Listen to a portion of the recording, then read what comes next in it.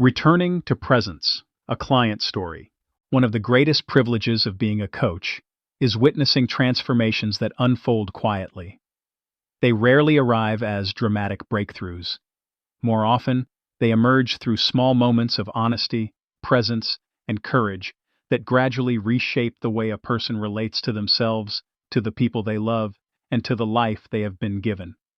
One client's journey over the past year has stayed with me because it reflected a kind of transformation that many people long for but often struggle to describe. From the outside, his life appeared full and successful. He had built businesses, sustained a long marriage, raised a family, and cultivated a sincere faith. He was dependable, thoughtful, and deeply committed to those around him. People trusted him because he was steady in difficult situations and willing to carry responsibility when others could not. Yet beneath that capable exterior, something essential had gone quiet. When we first began working together, he described a growing sense of emotional distance from his own life. He could think clearly, solve problems, and meet his responsibilities, but he struggled to genuinely experience what was happening inside him. His thoughts were always accessible. His feelings were much harder to reach. As our conversations unfolded, it became clear that this disconnection had not developed because he lacked depth or sensitivity. In many ways, the opposite was true. Like many people who spend years caring for others, leading, providing, and holding things together, he had become exceptionally skilled at setting his own inner world aside. Difficult emotions were acknowledged intellectually, but rarely felt fully.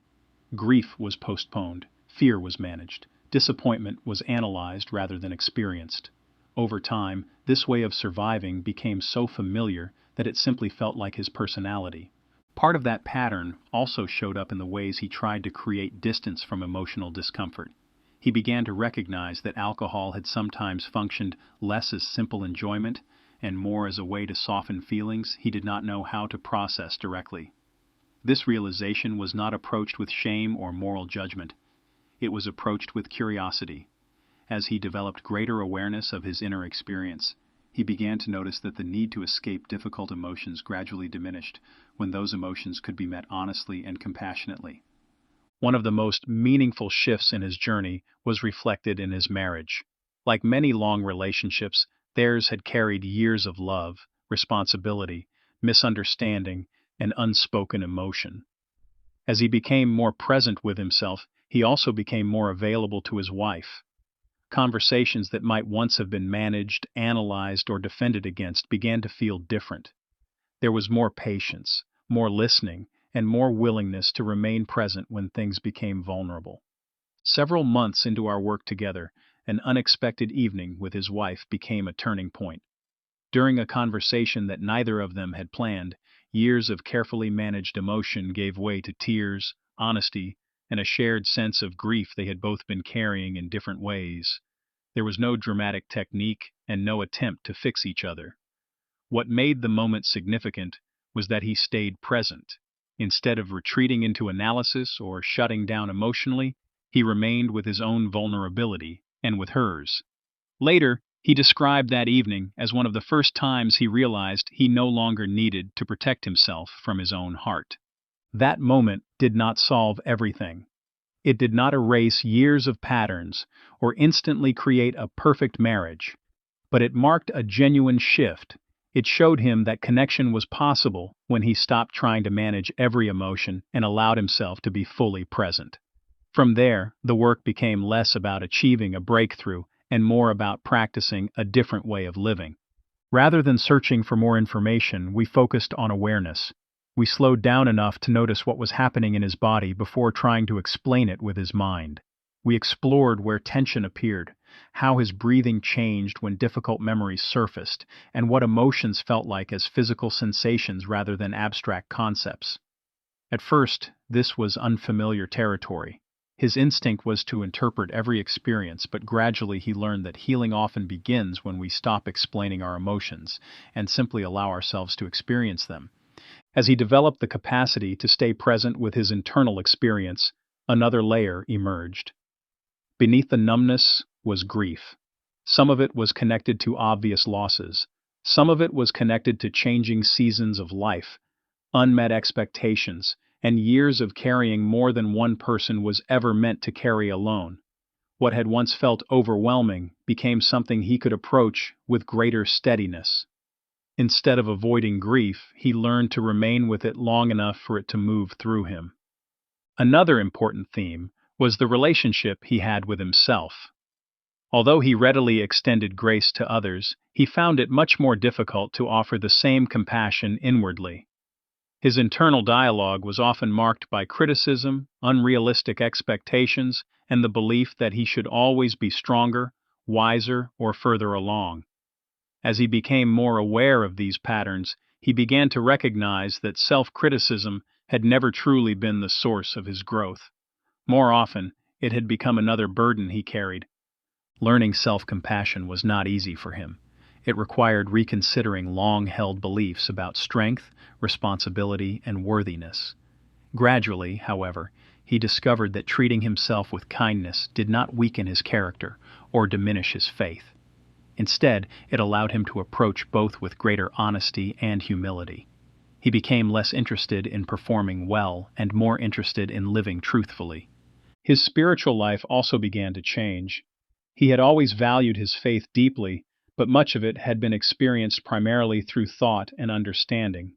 As he became more emotionally present, he began to describe moments of peace, stillness, and connection that felt embodied rather than merely intellectual. What had once been something he believed became something he could experience more directly in his daily life.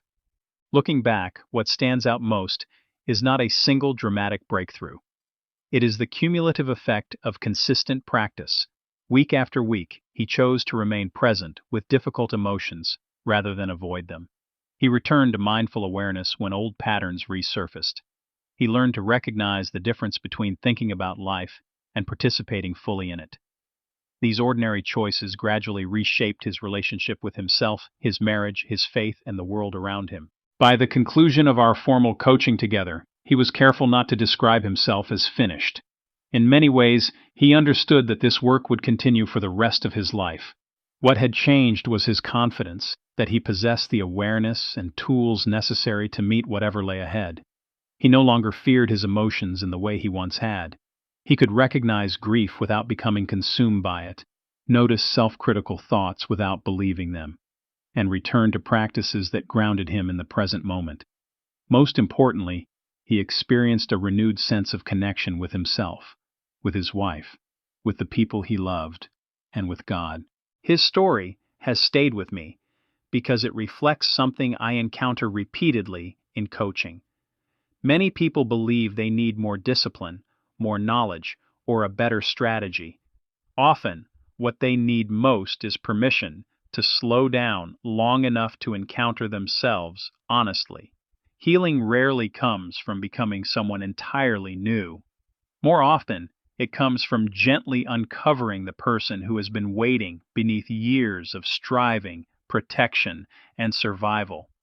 Watching this client reclaim that deeper sense of aliveness was a reminder that transformation is rarely about fixing what is broken. It is about creating the conditions in which what has been hidden can safely emerge. When that happens, people do not become different versions of themselves. They become more fully who they have always been. Consider taking the vital current assessment. Define where your momentum is dammed up and how to get it moving again. Testimonial. When I first started coaching with Joshua, I was struggling to connect with my emotions. I had spent years disconnected from what I was feeling and carrying patterns of self-judgment, rumination, and emotional avoidance. What surprised me most about this process was discovering that I could actually access, process, and regulate my emotions in a healthy way. Through our work together, I developed tools that have become part of my daily life, especially around grief, mindfulness, breathwork, and self-compassion. One of the biggest shifts has been learning to stop fighting myself. Instead of getting trapped in regret about the past or fear about the future, I've learned to come back to the present moment with more grace, acceptance, and trust. Joshua creates a space where you feel safe enough to explore the places you've spent years avoiding. His honesty, vulnerability, emotional intelligence, and ability to guide difficult conversations helped me move through some of my deepest emotional challenges. This coaching experience helped me reconnect with myself, my faith, and a sense of peace I had been searching for. I'm continuing to grow, but I now have the awareness and tools to meet whatever comes up with compassion instead of judgment. I'm grateful for the work we've done together and the impact it has had on my life. Christopher R.